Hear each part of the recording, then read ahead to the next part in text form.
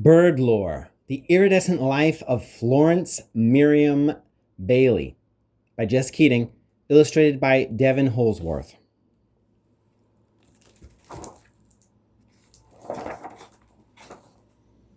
Today is a lovely day, and I've been improving it. Florence Merriam Bailey.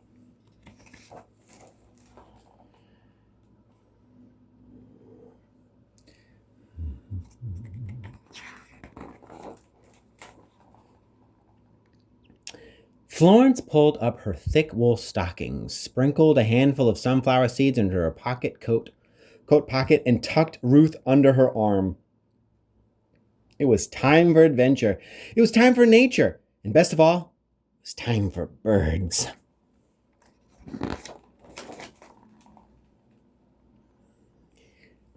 She nestled into a copse of locust trees, with the violets, tiger lilies, and trilliums at her feet. Florence waited. Florence watched until finally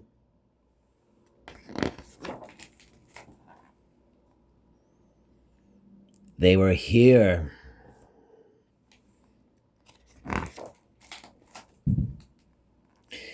From season to season, Florence explored with her feathered companions. She shared berries with bold and bright blue jays.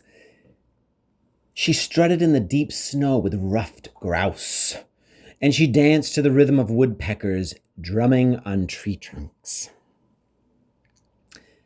And then, under the veil of night, in a bundle of warm blankets, she would explore the constellations with her mother, while owls swooped through the trees.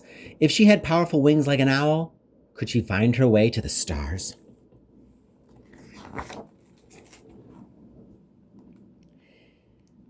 To Florence, nature wasn't just something that surrounded her. The mottled rocks, towering twisting trees, and winding streams, they were home. The creatures that hopped, crawled, and swam sparked her curiosity. But those with wings and a song, they won her heart. Florence wanted to fill her life with the birds she loved, so Florence found a way. Tagging along after her big brother, Hart, she began to study her favorite birds. Florence didn't care that girls weren't usually scientists. If he could learn about birds, then why couldn't she?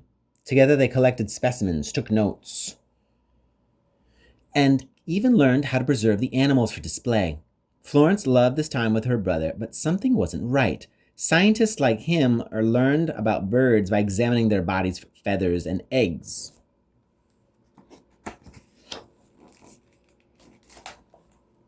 But Florence didn't want to examine dead birds in a collection. Birds belonged in the sky, flying free.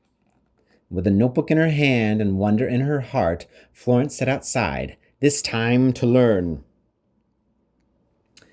Florence discovered that her birds all had personalities of their own. Some were loud, some were shy, some were even silly.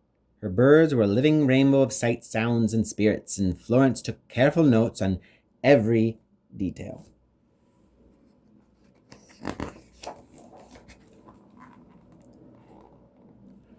Soon she began teaching classes in the renovated tavern that belonged to her grandfather. She taught her friends about chickadees and warblers, robins and ruffed grouse, hermit thrushes and kingfishers. Every new bird she met opened another door inside her heart. When Florence was old enough, she left home to attend college. The city of Northampton didn't have as many streets and streams as the forest of Homewood, but it did have lectures on art, music, geology, chemistry, and literature.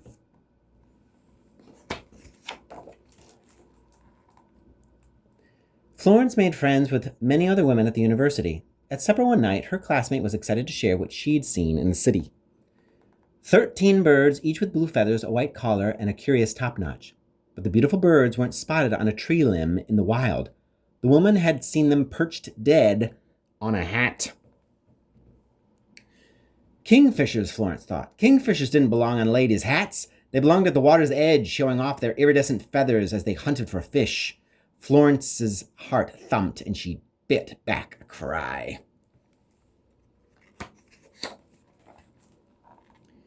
Florence knew she must protect the birds from such horrors, but how? If only she could share her love of birds with the world, then nobody would ever wear them as decoration on their silly hats again. An idea began to hatch inside Florence's mind. She cut articles from newspapers, shared pictures, and organized meetings. She taught her classmates the beauty of bird life and how it was so much more stunning than any dead bird on a hat. Her love of birds flew from one girl to another and another.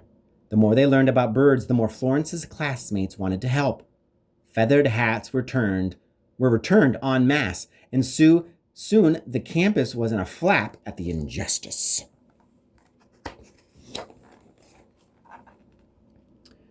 Florence began to wonder. Sharing pictures of birds had changed so many minds and hearts, but was it enough? Wouldn't a real bird be even better than a picture? She thought back to her brother's experiments and research. A dead bird in the lab was no better off than a dead bird on a hat. Florence wanted others to see birds for what they really were: vibrant, colorful, spirited, and most importantly, alive. A small flutter of wings began to beat in her heart, and her imagination took flight.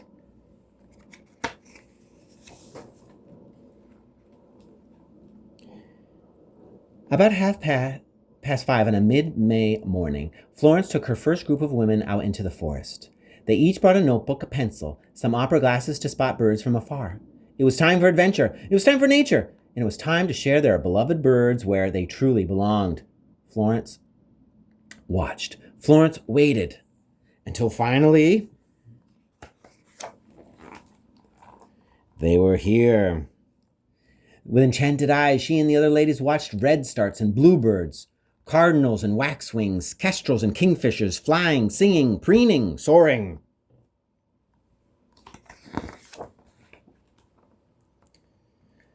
Word migrated quickly. Soon Florence was leading bird walks 3 days a week with students, scientists, and professors.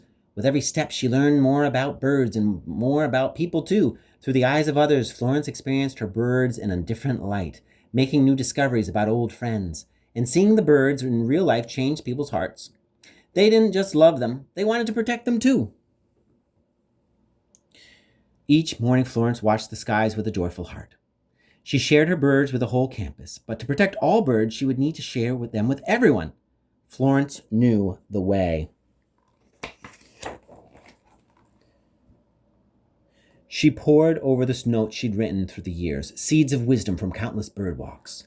Each page told the story of a precious friend, a steadfast star in the constellation of her life.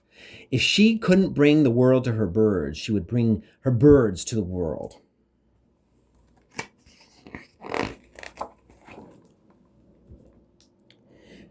Her field guide, she decided, would be the first of its kind. Page by page, she would take everyone on a bird walk of their own, helping them to learn, to lead, and to love. And with a stirring song of a hermit thrush in her heart, Florence began to write.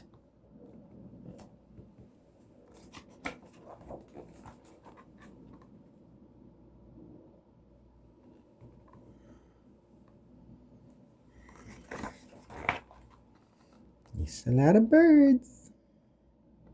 It's a lot of birds. Florence's favorite bird species can be found flying, foraging, and nesting throughout the book. Can you spot them all?